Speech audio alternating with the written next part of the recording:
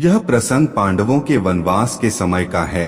अपने वनवास के समय एक बार पांडव वेदव्यास जी के आश्रम में पहुँचे और उन्हें अपना दुख बताया।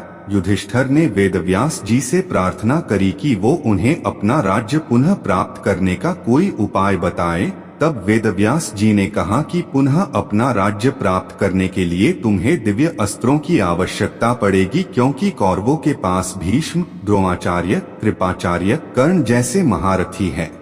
अतः बिना दिव्य अस्त्र प्राप्त किए तुम उनका कुछ नहीं बिगाड़ सकते।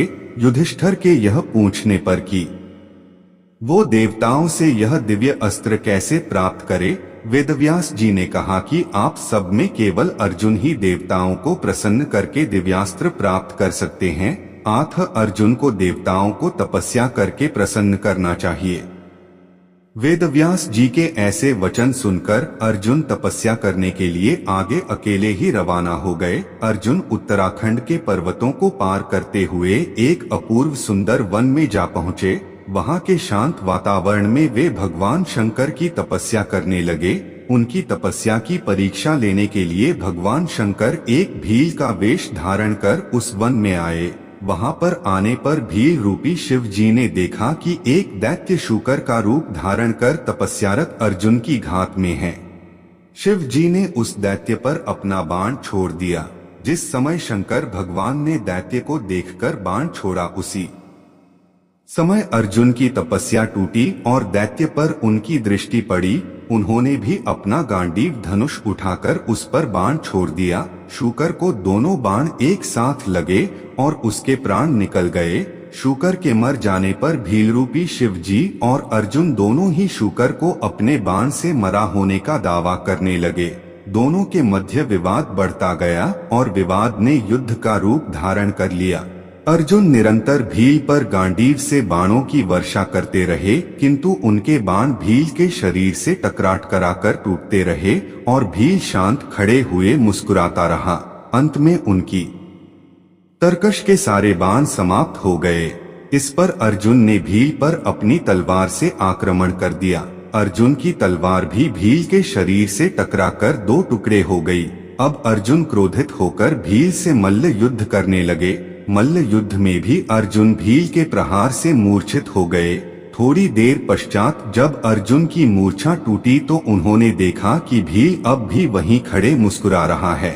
भील की शक्ति देखकर अर्जुन को अत्यंत आश्चर्य हुआ और उन्होंने भील को मारने की शक्ति प्राप्त करने के लिए शिव मूर्ति पर पुष्पमाला डाली, किंतु अर्जुन ने देखा कि वह माला शिव मूर्ति पर पड़ने के स्थान पर भील के कंठ में चली गई। इससे अर्जुन समझ गए कि भगवान शंकर ही भील का रूप धारण करके वहां उपस्थित हुए हैं। अर्जुन शंकर जी के चरणों में गिर पड़े। भगवान शंकर ने अपना असली रूप धारण कर लिया और अर्जुन से कहा, हे अर्जुन, मैं तुम्हारी तपस्या और पराक्रम से अति प्रसन्न हूँ और तुम्हें पशुपत्यास्त्र प्रदान करता हूँ। भगवान शंकर अर्जुन को पशुपत्यास्त्र प्रदान कर अंतर्ध्यान हो गए। उसके पश्चात वहाँ पर वरुण, यम, कुबेर, गंधर्व और इंद्र अपने अपने वाहनों पर सवार होकर आ गए। अर्जुन ने सभी देवताओं की विधिवत पूजा की। यह देखकर यमराज ने कहा, अर्जुन, तुम नर के अवतार हो तथा श्री कृष्ण नारायण के अवतार हैं। तुम दोनों मिलकर अब पृथ्वी का भार हल्का करो। इस प्रकार सभी देवताओं ने अर्जुन को आशीर्वाद और विभिन्न प्रकार के दिव्य एवं अलौकिक अस्त्र शस्त्र प्रदान कर अपने अपने लोकों को चले गए। अर्जुन के पास से अपने लोक को वापस जाते समय देवराज इंद्र ने कहा, हे अर्जुन, अभी तुम्हें देवताओं के अनेक कार्य संपन्न करने हैं। अतः तुमको लेने के लिए मेरा सारथी आएगा। इसलिए अर्जुन उसी वन में रहकर प्रतीक्षा करने लगे। कुछ काल पश्चात उन्हें लेने के लिए इंद्र के सारथी मातली वहां पहुंचे और अर्जुन को विमान में बिठाकर देवराज की नगरी अमरावती ले गए। इंद्र के पास पहुंचकर अर्जुन ने उन्हें प्रणाम किया। देवराज इंद्र ने अर्जुन को आशीर्वाद देकर अपने निकट आसन प्रदान किया। अमरावती में रहकर अर्जुन ने देवताओं से प्राप्त हुए दिव्य और अलौकिक अस्त्र शस्त्रों की प्रयोग विधि सीखा और उन अस्त्र शस्त्रों को चलाने का अभ्यास करके उन पर महारत प्राप्त कर लिया।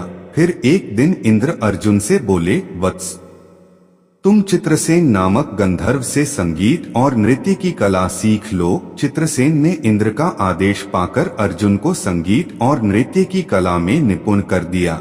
एक दिन जब चित्रसेन अर्जुन को संगीत और नृत्य की शिक्षा दे रहे थे, वहां पर इंद्र की अप्सरा उर्वशी आई और अर्जुन पर मोहित हो गई।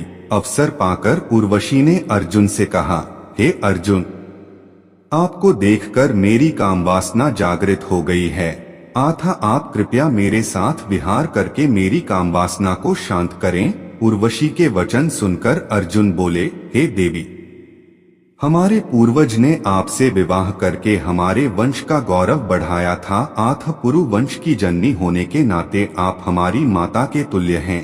देवी, मैं आपको प्रणाम करता हूँ। अर्जुन की बातों से उर्वशी के मन में बड़ा क्षोभ उत्पन्न हुआ और उसने अर्जुन से कहा, तुमने नपुंसकों जैसे वचन कहे हैं, अतः मैं तुम्हें शाप देती हूँ कि तुम 1 वर्ष तक पुंसत्वहीन रहोगे।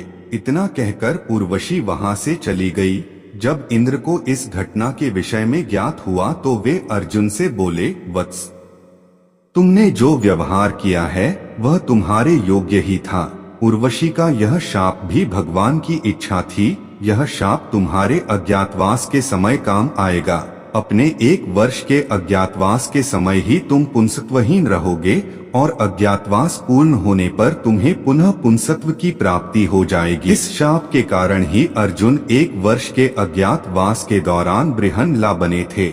इस बृहन्नला के रूप में अर्जुन ने उत्तरा को 1 वर्ष नृत्य सिखाया था। उत्तरा विराट नगर के राजा विराट की पुत्री थी।